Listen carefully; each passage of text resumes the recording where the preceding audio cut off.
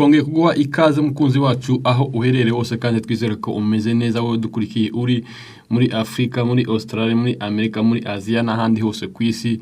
Turakwakira kandi tuguhaye ikaze muri uwo mwanya w'amakuru ya Minembwe TV n'amakuru tugiye guhera kuri izi ngingo z'ingenzi turambura mu kanya. Umucancuro wa Amerika yemereye RDC kurinda ibirombe by'amabuye y'agaciro. Umugore wa Kabila yavuze ko batotezwa kandi bakanangiriza nkana isura y'ibikorwa byabo.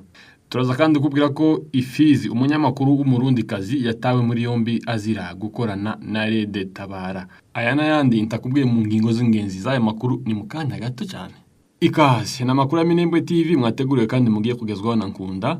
Amakuru yacu reka tuyahereye kuri inkuru ivuga ngo umucancuro wo muri Amerika yemereye RDC kurinda ibirombe z'amabuye y'agaciro yayo.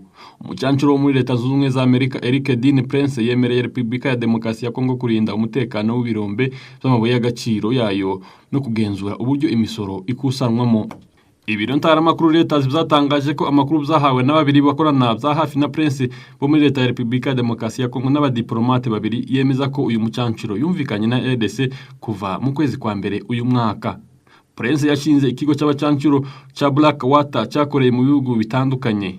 Yakigurishe muri 2010 ubwo abagwanyi bacu bashinjwaga kwica abasivile muri Iraq. Ibi byaha barabihamijwe Donald Trump aje ku butegetsi abaha imbabazi.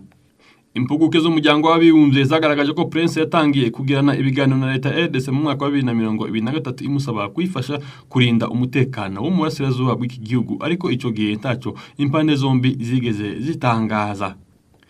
Mu kwezi kwa mbere uyu mwaka Prince yemereye Leta RDC kazohereza abacancuro mu mujyi wa Goma, ariko uyu mugambi warapfuze nyuma yaho abagwanyi b'umutwe wa M23 wafashe uwo mujyi mu mpera z'uko kwezi. Umwe mu bayobozi ba Leta ya RDC yatangaje ko nyuma yaho kuja igoma bidashobotse bateganya gutangira akazi muri Garakatanga mu majepfo y'iki gihugu. Yagize ati: "Urebye muri Katanga ukareba Kolwezi ku mupaka wa Zambia na Kongo, bavuga ko hari miliyoni 40 z'amadolari ziburira mu bisoka n'ibyinjira buri kwezi." Umudiplomate yabwiye ibiro ntaramakuru ko mu cyiciro cya mbere cy'ibikorwa bya Prince yazibandwa ku kurinda ibirombe z'amabuye y'agaciro no kugenzura uburyo imisoro ikusanwamo muri Garakatanga. Ukorana na Prince bya hafi yatangaje ko abajyanama b'inzobere bazabanza kwibanda ku birombe binini biri mu majepfo ya RDC nibabona ko akazi kabo gatanga umusaruro mwiza bazokorera n'ahandi. Umukozi wo mu biro bya Perezida wa RDC yasobanuye ko imbanziza amasezerano yamaze gusinywa hagati ya Leta na Prince. Icyakora ibirambuye birimo umubare w'abajanama bazoherezwa ntibiramenyekana. Mu kwezi kwa kabiri uyu mwaka RDC yatangiye kuganira n'ubutegetsi bwa Amerika buryo bwayifasha kugarura umutekano mu burasirazuba bwayo binyuze mu kuzaza umusaruro amabuye y'agaciro iki gihugu gikungahayeho.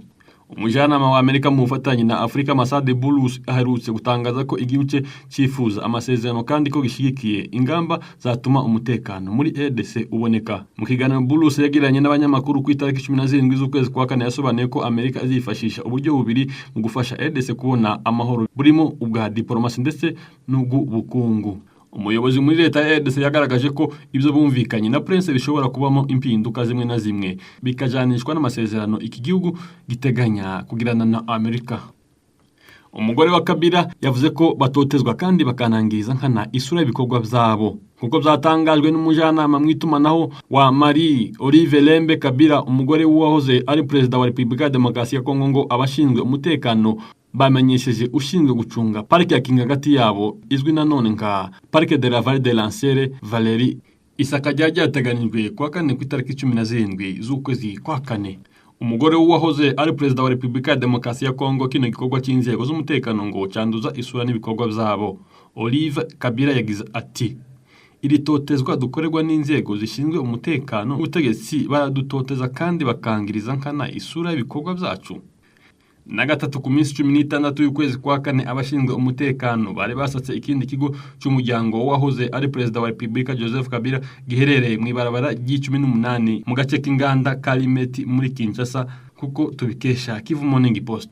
Kuko byatangajwe na Adam Shemisa, umujanama mu by'itumanaho wa Marie Olive Lembe, nta kimenyetso kigaragaza icyaha cyagaragaye muri ico gikorwa.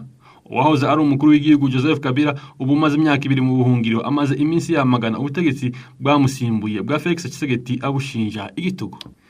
Perezida wa Repubulika ya Demokarasi ya Kongo Felix Tshisekedi nawe amushinja kugirana isano ndetse no gufasha umutwe witwaje intwaro wa M23 uri muri AFC.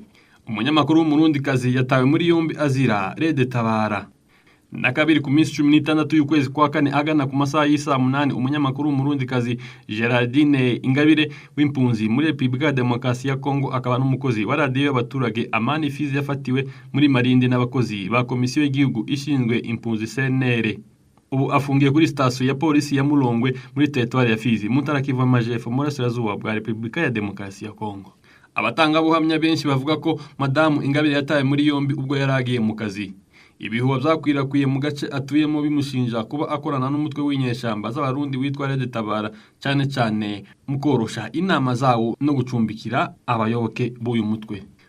Kuri iki cyiciro ibyo birego ntabwo biremezwa n'amasoko yemewe kuko inkuru dukesha SOS Media ibivuga. Umutwe wa Rede Tabara ukorera mu burasirazuba bwa ndetse kandi ushinjwa kugaba ibitero byinshi ku Burundi. Ufatwa nk'umutwe w'iterabwoba n'abayobozi b'u Burundi ndetse na Kongo. Senere yanze kugira icyo itangaza kuri aya makuru ku rundi ruhande societe civile imiryango y'abagore bakora mu itangazamakuru muri Fizi nibo batangaje ifatwa rya mugenzi wabo. Mu itangazo ryabo ubuyobozi bwa Amani FM bwatangaje ko buhangayikishijwe cyane n'ifungwa ry'umunyamakuru wabo kandi bwamaganye byimazeyo ibyashinjwa. Ukraine yasinyanye na Amerika amasezerano y'ubwumvikane ku mabuye y'agaciro. Guverinoma ya Ukraine yatangaje ko yashize umukono ku masezerano y'amabuye y'agaciro hagati y'igihugu cyugarijwe n'intambara na Amerika. Ministre Yuri Silverndenko yavuze ko aya masezerano y'ubwumvikane aharura inzira y'amasezerano y'ubufatanye mu bukungu. Yavuze ko amasezerano ya nyuma azaba akubiyemo n'ikigega cy'ishoramari cyo kongera kubaka Ukraine kuko inkuru dukesha BBC ikomeza ibivuga. Abayobozi ba Amerika bagaragaje ko bizeye ko amasezerano ashobora gufundikirwa mu mpera z'iki cyumweru gitaha. Guterana amagambo kwa Donald Trump mu ruhame na Perezida wa Ukraine Volodymyr Zelensky muri White House mu kwezi kwa kabiri kwari kwahagaritse by'agateganyo imishikirano benshi bibaza ko itazakomeza, ariko inyungu z'ubukungu yongeye kugaragaza ko nta mwanzi cyangwa se inshuti ihoraho muri politike. Dusoreze mu Burusiya. Uburusiya bwaburiye Ubudage bushaka guha Ukraine misile za Torisi. Kuri uyu wa kane Minisitiri w'Ububanyi n'Amahanga y'Uburusiya yahaye umuburo Ubudage kubijanye nuko bushobora kohereza misile ziraswa mu ntera ndende ziswe Turusi muri Ukraine. Umuvugizi wa Minisitiri w'Ububanyi n'Amahanga y'Uburusiya Maria Zakharova yatangaje ko Uburusiya buzafata ibitero bya misile za Turusi ku bikorwa remezo z'ubwikorezi ku ruhare rw'Abadage mu ntambara yo muri Ukraine.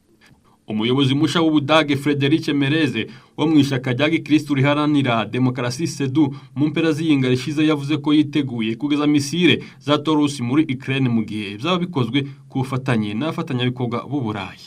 Abayobozi b'u Burayi nka Minisitiri w'Ububanyi n'Amahanga w'Ubuholande Kaspar Veldkamp na Minisitiri w'Intebe wa Pologne Ladisław Sikorski bishimiye ibyatangajwe na Merz kwitangwa rya Taurus mu nama yabereye n'akazi rimwe i Luxembourg. Taurus KDP 350 ni misile zifite ubushobozi bwo kugenda ku muvuduko ungana na kilometero 1170, misile 727 ku isaha kandi zishobora kurasa igipimo kiri ku kilometero zigera kuri 500. Bisobanuye ko misile za Taurus zafasha Ukraine kugaba ibitero imbere kure ku butaka bw'Uburusiya.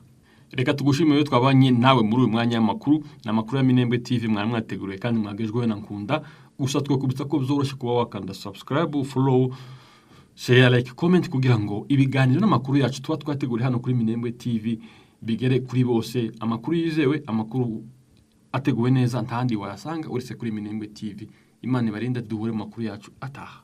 Nje nitwa Nkunda. Bye bye.